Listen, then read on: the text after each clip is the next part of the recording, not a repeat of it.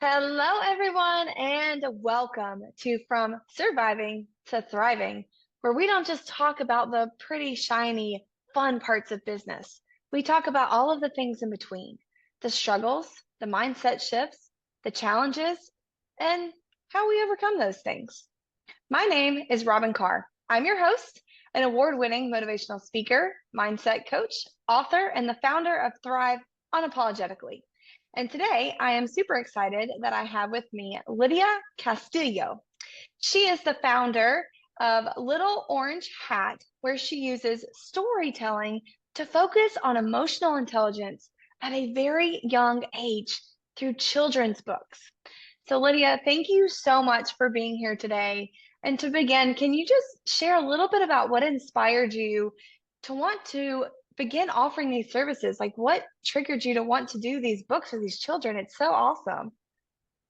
Well, first, thank you so much, Robin, for having me on your podcast. It's truly an honor. And to get right to your question, what really inspired me when I think about it is, first of all, an experience I went through in the past, and mainly the fact that I didn't have these tools growing up.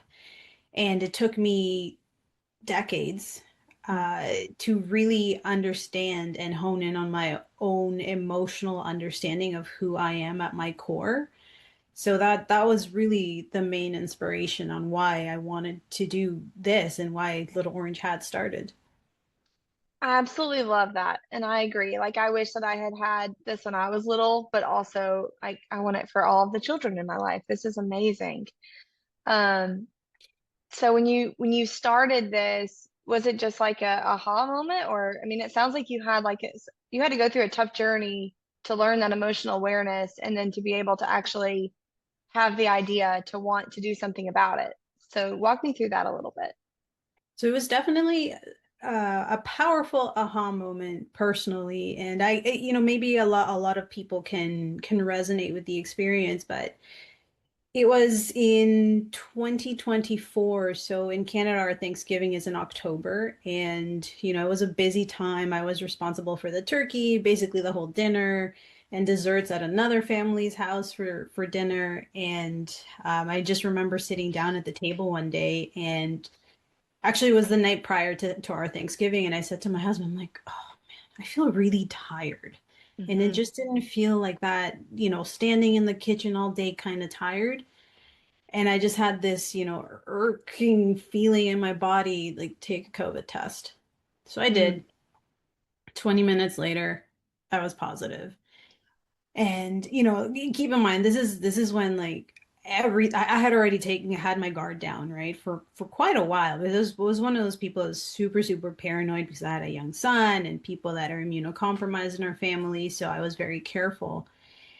And so having COVID, I pretty much passed out. I lived on the couch for about 3 days, isolating myself from everybody. And it sounds so silly and simple when I really think about it, but it obviously did something really powerful to me deep down inside.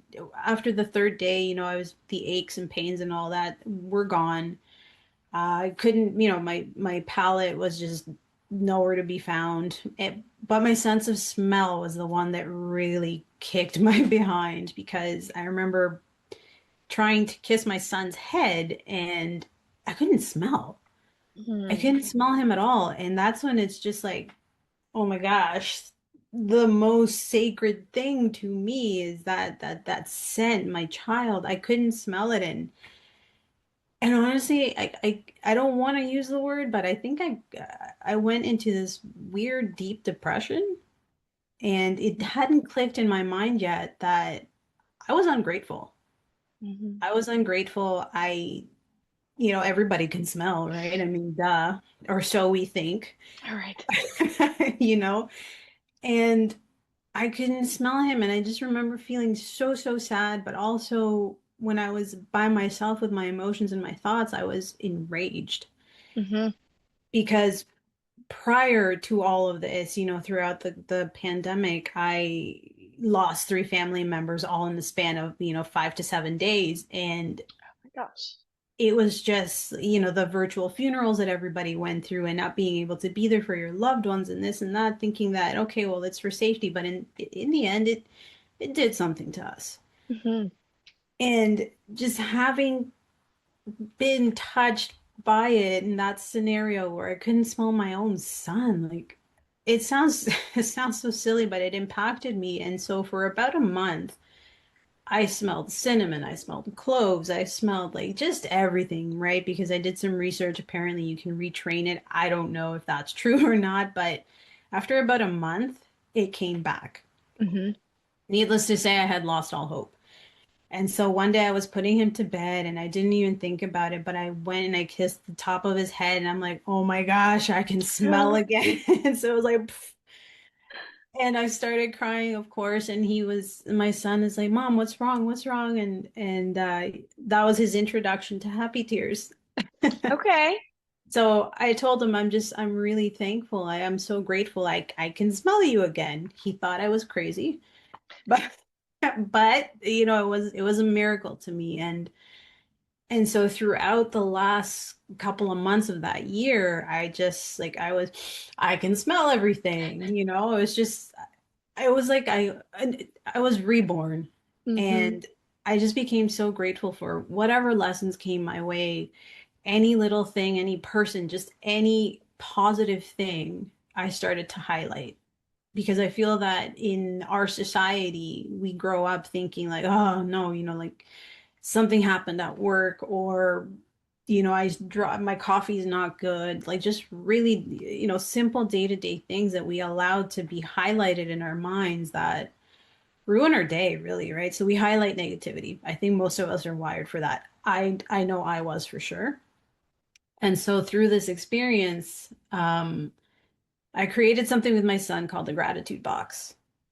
And that's you know the beginning of all this stuff Hmm. where Little Orange had really gained some traction. And it's basically just a little box, and we write on a little postcard what we're thankful for that week, right? And he draws a picture on it. So you know, last or this New Year's, we actually got to open our first gratitude box, and it was just full of positivity, great lessons, and just good things. And it really rewired my brain to highlight the positive in my life. So I absolutely love your story. And I was trying not to smile because you were talking about very emotional things, but I'm smiling because our stories are so similar. Mine wasn't COVID, but it was also a very deep depression. And it was this awakening of, I always give the example when I speak on stage that if you're like I am, like you grow up, somebody gives you a present, you say thank you, whether you like it or not.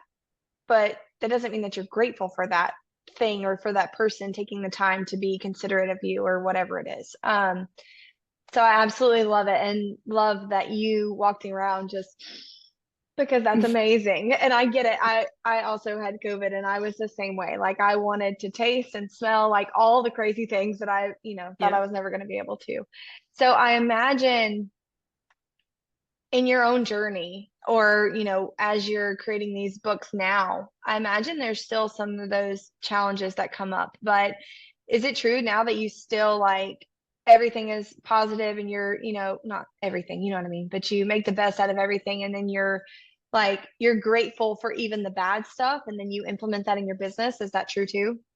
Yes. I mean, we're, you know, I'm human. I'm by no means anywhere close to being perfect, but it's amazing what it does to practice gratitude on, for example, my son, we practice it as much as we can, but we really hone in on it once a week with the gratitude box and the card.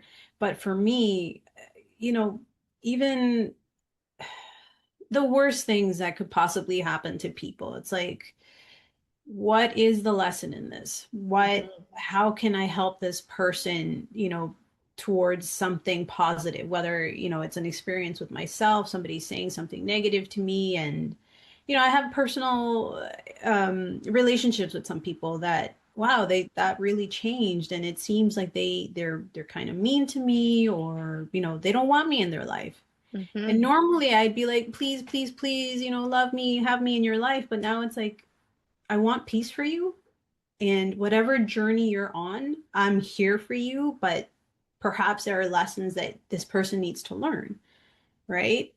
And so it is difficult. I'm not going to lie. It's Yeah. difficult because we're human, we have emotions. But at the end of the day, if you put positivity out there, not just for yourself, but for everybody, it honestly does come back full, like tenfold.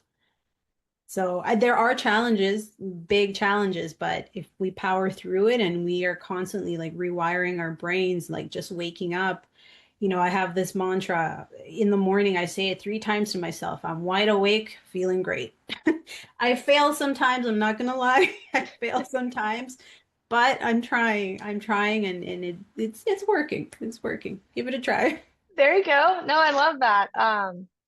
I also have a morning routine. I love how similar you and I are. This is amazing. Um, and it's awesome that you want peace for those other people in your life and that you are able to kind of separate yourself from that because that is not the easy thing to do. It's not, and it's definitely not easy to be like, whatever the challenge of the day is, especially in business. And then to be like, okay, let me step back. Like, this is actually for my greater good, and to really believe that. Um, and I don't know about you, but I actually like lost some people in my life. Like, not, they didn't die, but I wanted positivity and gratitude and positive things. And all of a sudden they were like I just don't want to be a part of this. They felt like I was being pushy or fake, and I'm like, I'm not. That was that your experience too, a little bit? Yeah, yeah, definitely. And it puts you in a little bit of a depressive mode, but I think through your journey you start to understand and realize that, everybody leads a completely different life. We're all on a different path, and we need to support each other as a collective, and that's the only way you're going to get through a tough time. Absolutely. No, I'm glad that's not just me. That makes perfect sense. So you have these books. I'm assuming they are available in a lot of places.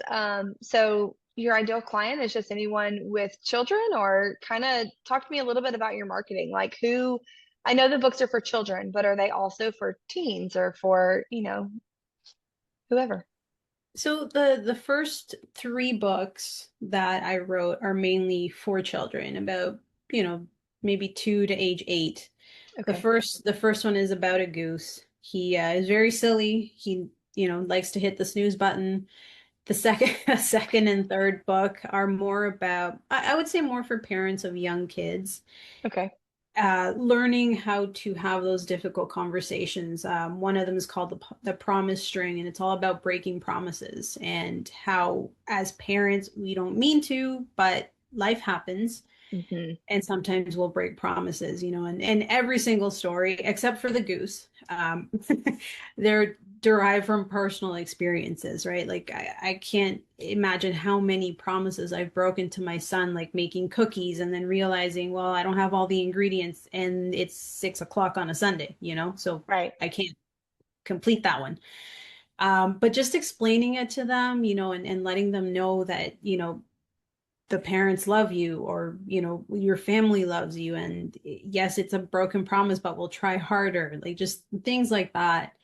um and of course I did write one for the gratitude box, and just walking the family through the process of, noticing, the colors on the leaves when it's fall, or just being together and things like that. So those are my kids' books, but I've also recently, with my personal journey through, the whole gratitude uh, path that I decided to take, I wanted to create journals for adults, teenagers, and I'm working on one for children as well. And it's a little book that they can, go through, write their thoughts, write a letter to themselves for the future. And basically it's a guide for a whole year. Okay. You can Wow. put the cards in the box or just keep it in the journal. And once the 52 weeks are done, you go back and you see how much you've changed. And it's amazing to see. I've lived it personally. I can see it through my son, and it's amazing. It's really good. That is awesome. So I'm really happy to know that it's you've got something kind of for all ages. Like that really is amazing and inspiring. Yeah, I love that. And I love this gratitude box. So my husband and I, as part of my journey, every day, we usually will do every night, like, what are you grateful for? And that's become like our little thing, but we don't write them down usually. I mean, I journal, but he and I usually just conversate. I may want to do that. I may need to implement that.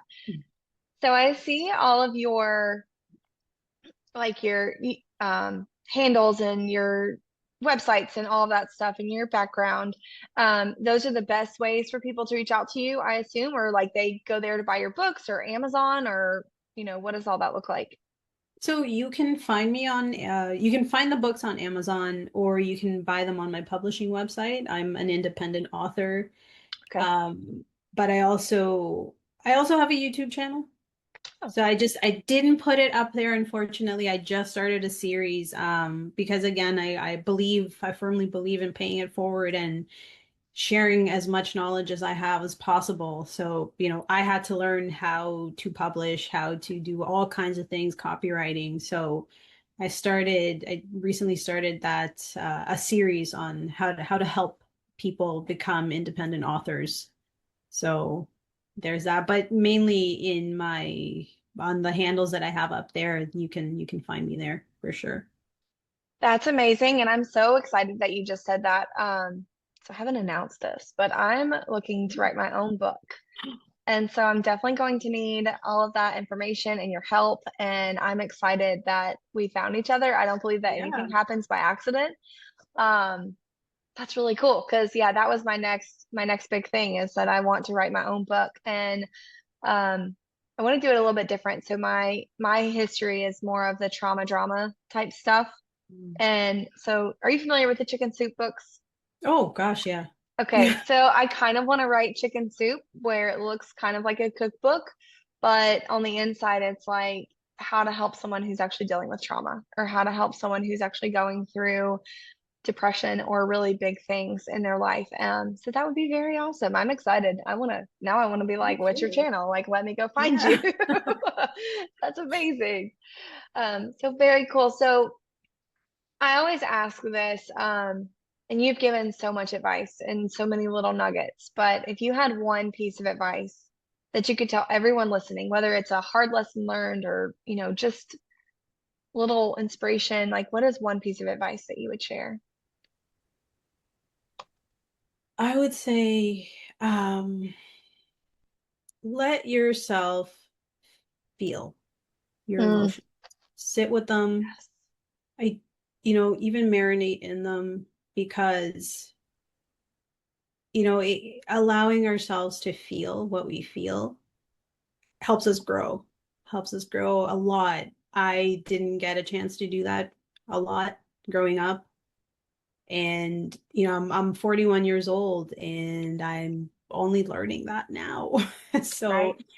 allow yourself to feel them, understand yourself, and move forward with the positive bits that you get from these lessons you're going through because you can help others. You're speaking to my heart and my soul. Thank you so much for saying that. And I hope everybody else feels that like I do. But for everyone else, I just want to not only thank you, Lydia, but to thank you all for being here with us today. And wherever you are in your journey right now, I want you to know that you're not behind, you're becoming. And that is what thriving looks like. Bye, y'all.